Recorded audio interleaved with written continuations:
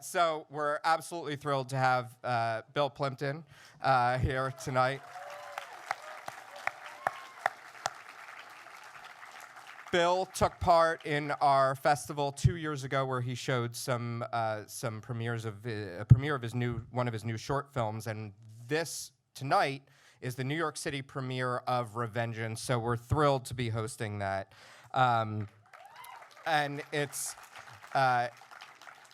Bill's film, but he co-created it with Jim Lujan. Though Jim is not an alumnus, we're thrilled to have him live via Skype coming at you from Pasadena. He'll be with Bill for the Q&A afterwards. But first, we do this during our after-school special festival screenings. We like to show short films that people may not see outside of festivals. And tonight we have a really cute short. It's all of 90 seconds long, but it's one of our alumni and current faculty member from our BFA animation program, Christi Bertelsen. So I'd like to bring Christi up here now. We're going to do a quick Q&A, and then we're going to show her film, and then we'll bring up Bill for an intro. Look, a sold-out crowd for your short. Of course. So Christi, I'd love for you to tell us about your time at SVA and how you came to become a faculty member for us now. Okay. So I graduated in 2002, and I guess I've done some things since then, mostly storyboarding and animation a little bit. And then I don't remember who, my friend Katie actually recommended me for a job at SVA, came to see Reeves, and now I'm teaching there. That's great. And what are you teaching now? VizDev, in the spring. Can you tell people what VizDev is? Because I think there may be some people who don't know what that is. It stands for visual development. Yep. Should I go on? Yeah, go on a little bit. Okay, so every movie has its own look, right? And visual development is that process of getting that look for that movie. One of the best examples I can think of is the look of Hercules. So you're here at SVA. You know, everyone's got a really fun thesis story. Do you have a fun thesis story like when you were at SVA? Let me think. I think I didn't sleep. It I did was sleep easy? oh yeah. My thesis, I filmed it on 16 millimeter film. Mm-hmm.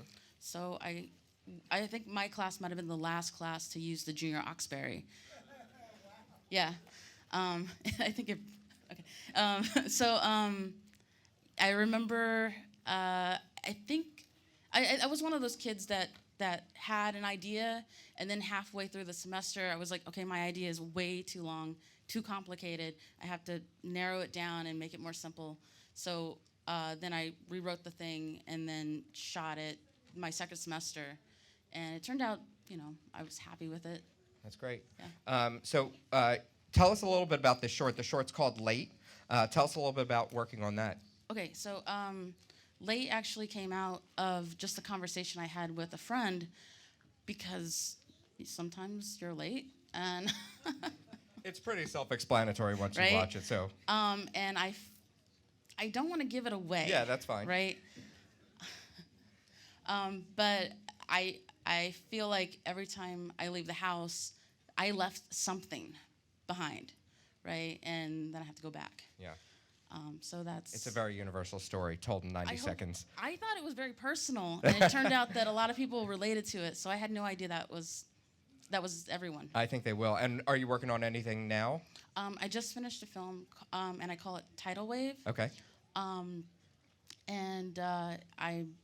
It played in one festival for the Smithsonian, and hopefully it will play in more. That's great. Congratulations. Can people Thank you. see it online, or is it still under wraps a little bit? It's under wraps. Okay. All right. Do you have a website or anything you want to throw Yes, at I these do. people? Go ahead. Bertelsen, my last name, .nyc. I'd like to bring to the stage our chair of the BFA Film and BFA Animation departments here at SVA, Mr. Reeves Lehman, to introduce Bill Plympton. Well, good evening. As Adam said, my name is Reeves Lehman. I'm the chair of the animation department, and I just happen to be the founder of the animation department. And and we've really grown over the years, and I'm happy to say that. SVA animation department is actually, I think, and many other people think, that it's one of the top animation schools in the U.S. I haven't really looked abroad yet, but one of the things that we are known for is doing events like this. We reach out to the animation community and provide all kinds of wonderful screenings and interviews and festivals. For example, we show the best of Annecy, the best of Russian film festival called Krok. and that all these are underwritten by SVA or my departments, and it's really our goal is to keep that animation community solid, and it's obviously working because tonight I've never seen this theater packed so much, and I'm happy that you all came, and I kind of have a little empathy for the ones who came late. So what I have the privilege of doing is introducing to our special guest, and probably one of the most prolific independent animators, I would say, in the world. He's just unbelievable. You never know what's going to come out of this man's mind, and you're like, you brace yourself, but you also enjoy yourself, and you have fun. So without further ado, Bill, also my friend, I'm happy to say, and a proud father and a lovely Mrs. Plympton are here. That little guy over there. Who knows? Will he become an animator, Bill? I don't know. Yes? You'll have to wait and see. Oh. So on behalf of the animation department and the School of Visual Arts, and I definitely thank Adam for embracing this evening as well. And I would like Bill to come up and say a few things and introduce his film. So I'll try and be brief. I want to thank Adam and Reeves again for inviting me to do this special New York premiere. There's a bunch of my crew is in the audience. And later on, thank you. Give them a big hand. Actually, why don't you stand up? All the people that worked on the film, stand up, please. Wendy and yes. And any Kickstarter people here? Any Kickstarter? James, did you stand up? Is Adam here? Yeah. Very good. Thank you. So real quickly, this film is a co-production with Jim Lujan and myself. It's not a typical Bill Plympton film. It was written by Jim Lujan, who has a sense of humor very similar to mine, and that's why I wanted to work on it with him. We will do a Skype afterwards, sort of a little sort of educational look at how we made the film, because I know there's a lot of animation students here, so we really want to address common problems in making a film, especially making a feature film independently. So that's something we're really excited about. Also, you will find a little similarity between the bad guy in this film and a certain president of the U.S. The script was written 3 years ago, so there was nothing intentional about that. There he is, Mr. Lujan himself. How was work today, Jim? It was the greatest. Let's talk about the beginning of the film, the genesis, how we met and stuff like that. You have your version, I have my version. Why don't you start off with your version? Just like everybody else, I was a Bill Plympton fan. I'd seen him a few different shows here and there. And once I got a chance to actually co-interview him for a podcast called Man vs. Art, I tagged along and I gave him a DVD. And a couple of months later, Bill was in town for the Annies, and my friend, our mutual friend Ken Mora, picked him up from the airport and I guess Bill asked Ken, "Hey, is your friend Jim going to come along?" So that's the first time that I knew that we were falling in love. And soon after that, we went to the Annies, and we just started hanging out here and there.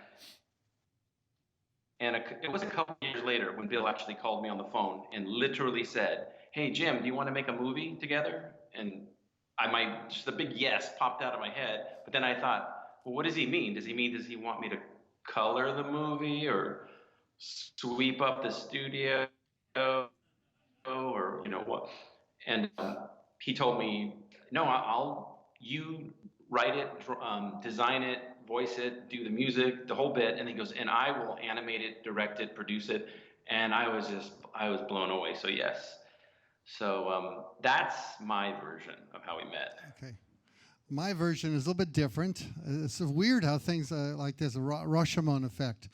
I go to San Diego Comic-Con. I do remember you interviewing me at that sleazy hotel It was very sleazy. in Los Angeles, yeah. I was in my bathrobe, I think, something weird. Anyway. Not for long. So I would go to Comic-Con, San Diego Comic-Con, and he would have a table close to mine, actually. And he would always wander by and hand me his DVDs. And I get a lot of DVDs from these events. And I like people giving me DVDs, but I can't watch them all. And I think it was 2 or 3 years later that I was a cold New York night, and I saw this Jim Lujan DVD, and it spoke to me. It said, "Play me, play me." So I popped it in, and immediately I felt like you were inside my brain. I mean, the humor was so Plympton-esque, but it was with a Jim Lujan dialogue, which I can't do. I can't do dialogue, and you really nailed it. So I called him up that night. I said, "Hey, Jim, let's make a film together, and you write it because you're a good writer, and you should tell people to go on your site to check out your short films because they're really marvelous. They're hilarious." Yeah, if you go to jimluhan.com, you can watch a lot of my films from there, or just go to YouTube and search my name. I've got maybe 5,000 films roughly there. I don't know, maybe 50. But there's quite a few films there, and Bill dove into that catalog, and that's kind of what got him interested into to starting the whole Revengeance process. And you told me choose a character I liked, and I love Rod Rosse. I thought he was cool, and Deathface, and I said, let's put those characters in a film. And that's about the only... that was one of the first things that we talked about. After you proposed that, like, hey, let's make a film, a couple of days went by, and I was like, well, what kind of film does Bill want to make? So I turned it around. I said, I'll tell you what, why don't you go through the catalog and then pick 2 or 3 characters that you like, and then I'll just create a story with that. And he did. He picked Rod Rosse. He picked the Inland Emperors, which is the biker gang. And I kind of started from there, and then I just fleshed out a story from there. And I remember asking you to put more sexy women in there, like Miss Candy, and I love Miss Candy. I think she steals the film. Yeah, that was a Bill Plympton wish granted, because so that character was created just so Bill Plympton can draw her the way he draws her. And then the character, the Quentin Tarantino character, the Brown, Jackie Brown, or not Jackie Brown. Oh, you're talking about yeah, she's kind of a tribute to Coffee or Foxy Brown. Foxy Brown. Yeah, you're talking about Odell Braxton, the Odell. female bounty hunter. She actually, that character was thrown in there so that really this film had a 70s exploitation feel to it. Although I never say really what era this film is. It could be modern times. They're just really bad dressers. Another issue that we should talk about is that when you design the characters, and I love your design, I thought, well, I'd put a little Plympton, polish on them, clean them up, and really have a little more, correct anatomy. And you really distort the hell out of them. And I started doing that, and I said, these characters aren't fun. I'm not having fun drawing these characters.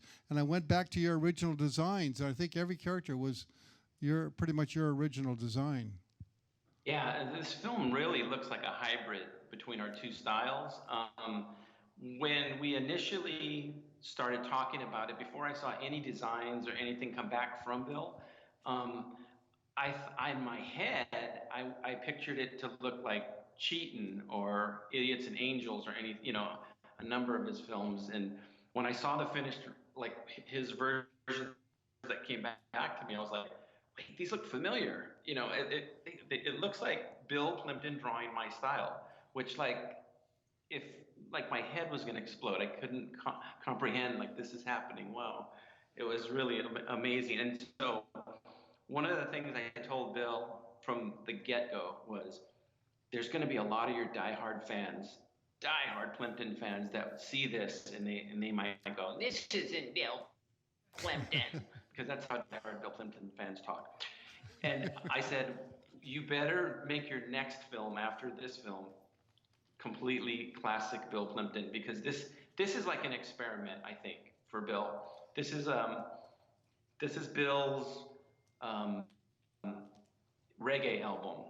This is Bill's diving into that world and that style. But it ultimately is a Bill Plympton animated film. I mean, it has his markings all over it, and I'm very excited about that. That's because that's what I wanted.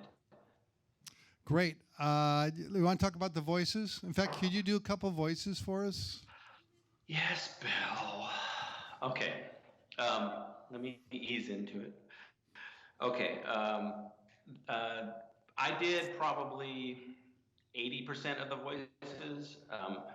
Out of the top 10 characters that are in the film, I probably did 6 of them, let's say.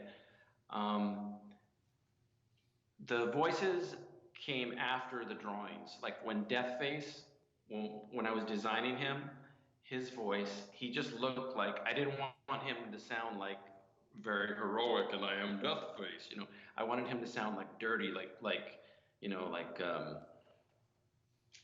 hey, I'll buy your underwear off you for $10, that type of a guy. And when I saw him actually moving with Bill's animation and that voice, it was perfect. It became one of my favorite characters for sure. And then the mom and Rod were from another cartoon that I did. I did a short called Rod Rosse, the One Man Posse, and they're both from that film. So I already had developed those voices already. I do not walk around the city making voices to myself.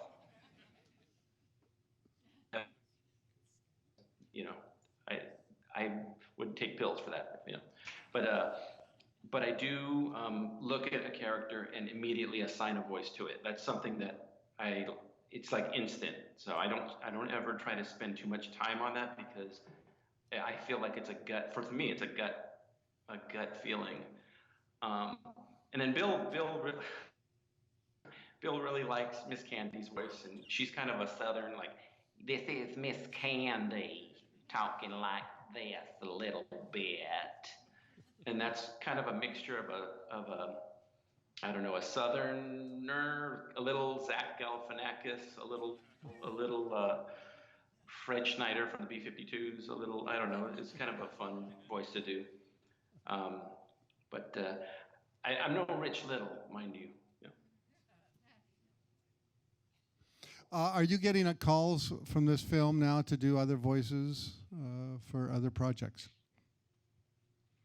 Bill Plympton called me and said he wants me to work on his next film.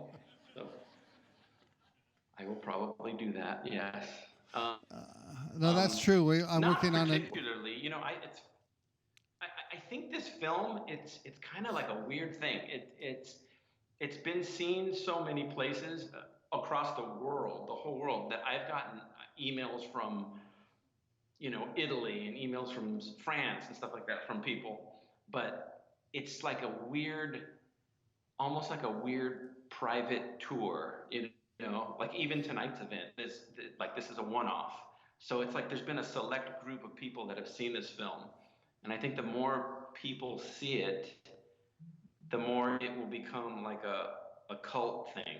Because I told, my true feelings are, I think this film is designed to be more of a cult film This isn't designed to play next to the Sandra Bullock movie in the Cineplex.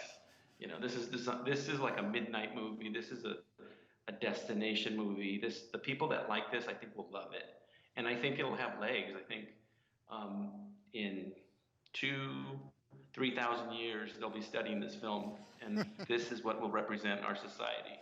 So take heed. That brings up another question. How do you know so much about the Inline Emperor and old bikers and how they talk and how they work and the religious cults? Have you investigated these people? I was born into a religious biker cult in the Inland Empire. So that's that. I live out here in Southern California, so you just see stuff, you know. This is probably the third or fourth cartoon that I've done that has a cult in it. I don't know what that says about me, but and I'm just fascinated with that whole, you know, the whole culture of the biker world and stuff like that. So I don't know. I think I'm just observant. But in the Inland Empire, that is out here. That is around here. That is where I grew up. I mean, I didn't grow up in the Inland Empire, but it's 25 minutes from where I grew up. So that's the thing about California. Southern California is like a Disneyland of weirdos, just everywhere. There's every type of person, every type of speciality. It's a very, very fertile place for characters. And I think when I leave the house every day, it's just immediately I'm bombarded with new character ideas or inspirations or subliminal inspirations. New York was like that too. The time I spent in New York, it's just that I think they dressed a little bit nicer in New York for the most part. I should mention we were considering hiring some big name actors that we knew, friends of ours, but SAG gave us the hardest time. They would not give us an exception, thank you, for independent films.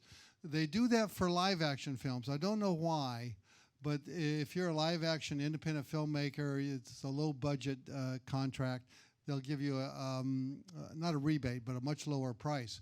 For animation, they think that we're Pixar. They think we're Disney. They charge us so much money just to use some big name SAG actors.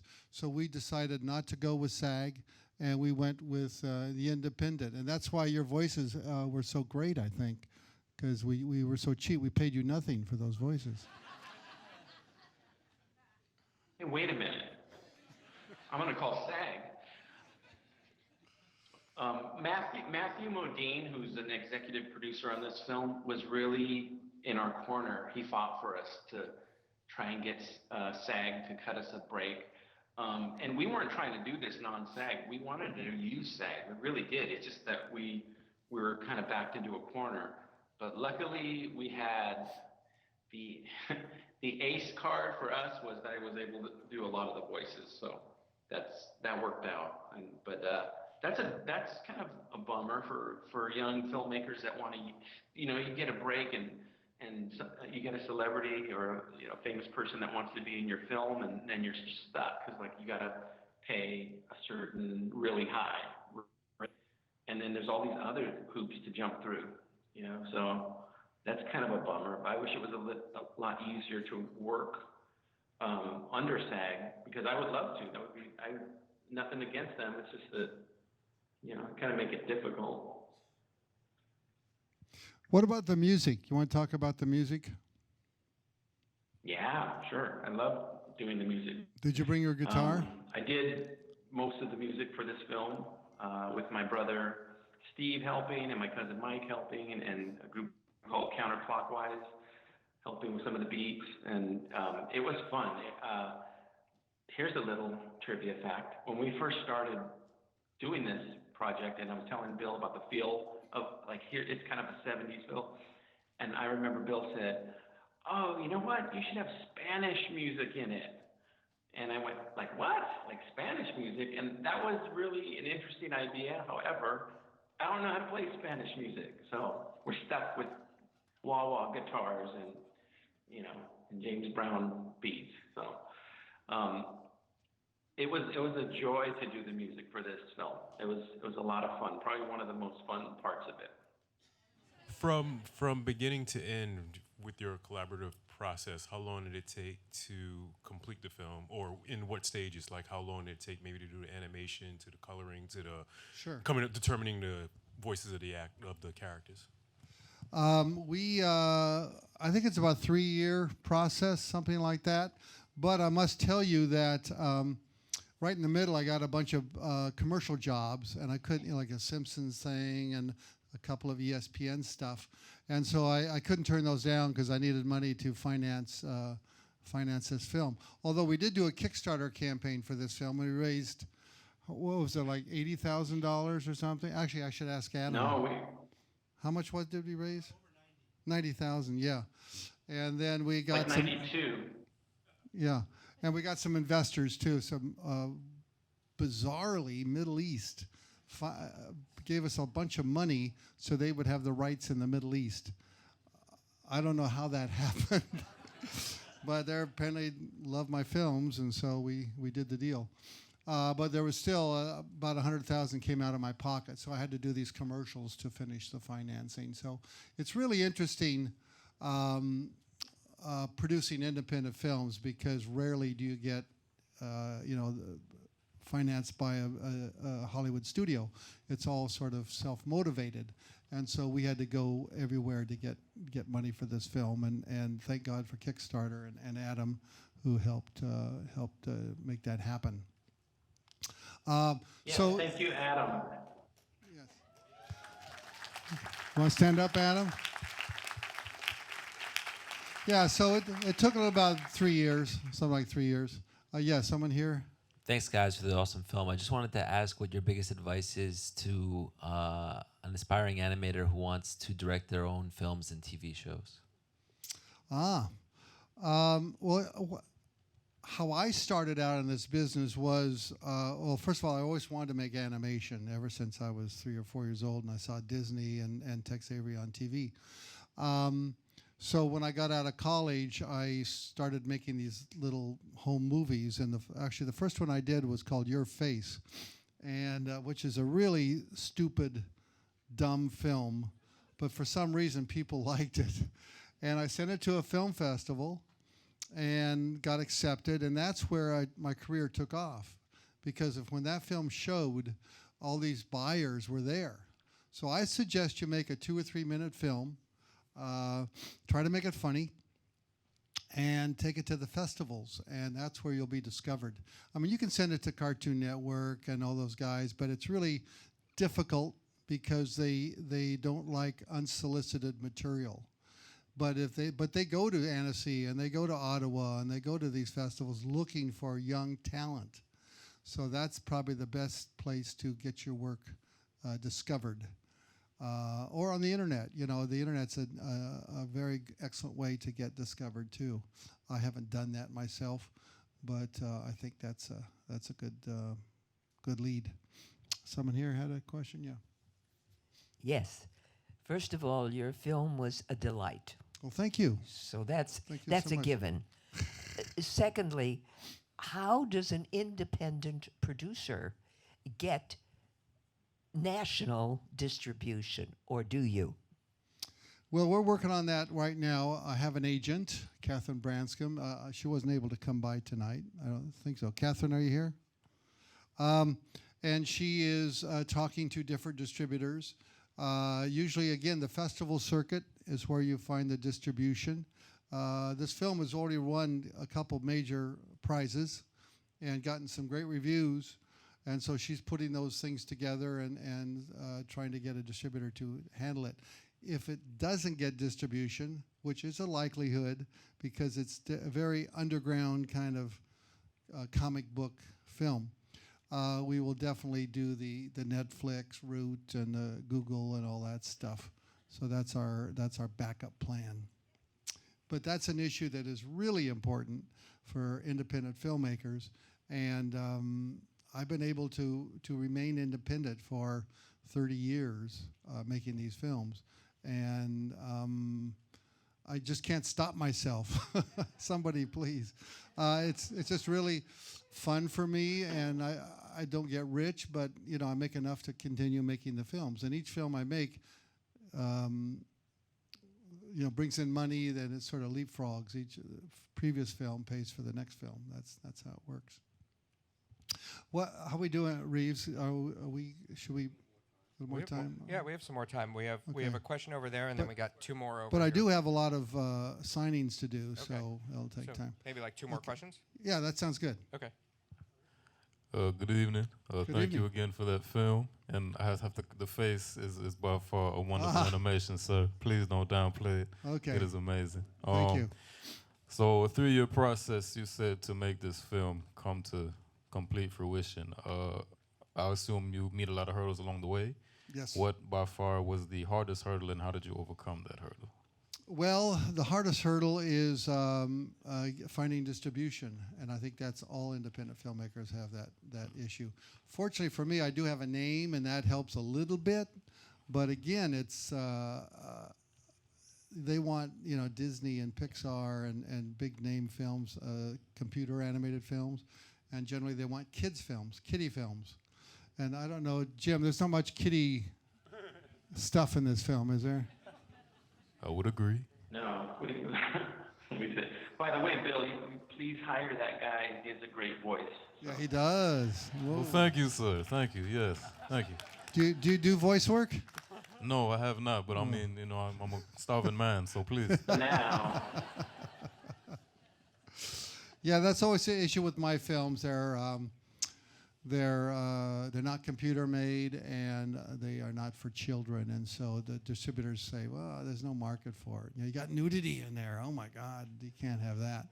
So I make a living just by Bill, yeah. one of the things I wanted to say, because I know when I first started making my films, there's not a lot of, well, there's more now, but there's not a lot of independent filmmakers making features. I'm talking single person visions.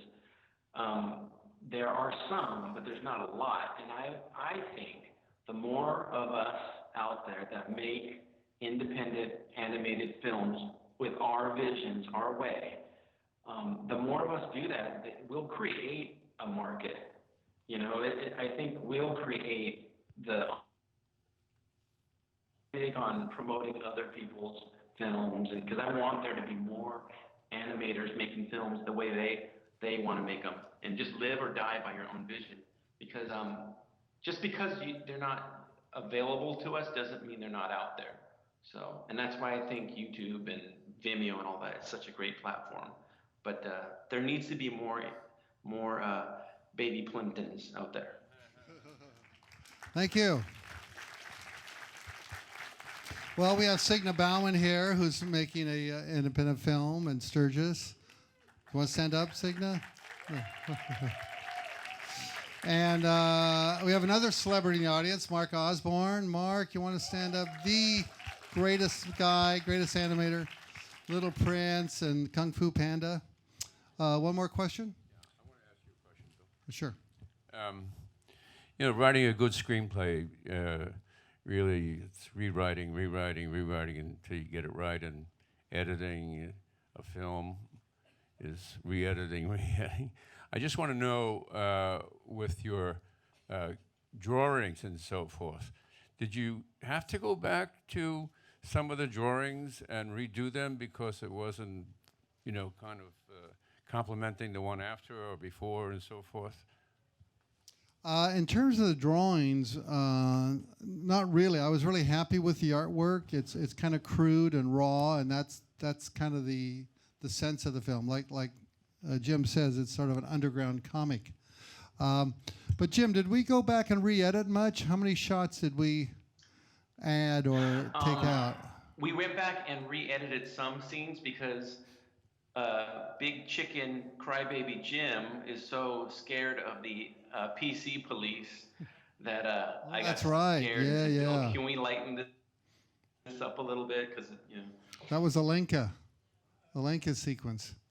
Oh, I love that. That's one Can of I the best. can I talk about it? Do you mind if I talk about Yeah. it? No, and give her props because she really, like, she kicked butt on that sequence. Yeah. The gay bar that Lana's brother works in, where he's a disc jockey. Jim called me and said, "I'm really worried about it because this may offend some people, LGBT crowd." And Yeah, because I definitely want to say, because when we were doing this, half of me didn't want to change it because that was my original idea. I wanted it to be, actually, I wanted it to be like a drag, more of a drag bar, but like a regular, like a weird bar that had drag. I didn't know, just a very really unusual place. Half of me thought that, and then the other half of me thought I didn't want to approach it in an ignorant, cliche, not funny way. So I had all these battles going on in my head, and that's when I learned that Bill Plympton, he just sometimes just does, he says, "I don't care, let's just do what's funny." Yeah, and I was like, okay, I'm with you. yeah, that was the only real conflict we had, I think. One problem I did have, and if you're an animator, you understand this. Jim's characters had a lot of tattoos on them, and their jackets had a lot of writing, and then they had jewelry and bangles from their ears and noses, and that is a bitch to animate. You know that. Yes, and that was actually done. I wanted to see if I could give Bill a nervous breakdown. So I had to edit some of the drawings a little bit and sort of streamline them so they would animate easily, and that was Hey, only, Bill. yeah. I have to tell them this real quick. Bill came out to Santa Barbara, and I met him up there in another seedy hotel room. We tend to do that. And I got to see Bill firsthand draw a whole sequence, like in one sitting. It was the sequence when Rod Rosse is walking, tiptoeing around at the Face Cares concert. You know, he's tiptoeing around. Well, I got to see Bill actually draw that, and man, Bill is the most unlazy animator I've ever met, and that's coming from the laziest animator. He drew and redrew every frame. It was really amazing. He just redrew everything just from scratch, like whereas I was looking at it thinking, Bill, you could cheat right there. Why don't you cheat? And he's like, nope. So he really does love his craft, and it shows. One question, thank you, wow. One question I do get a lot is, do I hire in-betweeners or cleanup artists or this kind of stuff? And to me, it takes all the fun out of it. I love to do every drawing, except for Alenka. You did, how many drawings did you do? Maybe 100 drawings, something like that. But rarely have other animators come in. And actually, I was just testing you. I never told you that. I just wanted to see if you could do it. But for me, it's... Alenka is responsible for a lot of those dance moves. Alenka is responsible. So I'm sure she spent some good time in the mirror. Anyway, we got to get going. Yeah. I want to thank Adam very much. Reeves, thank you.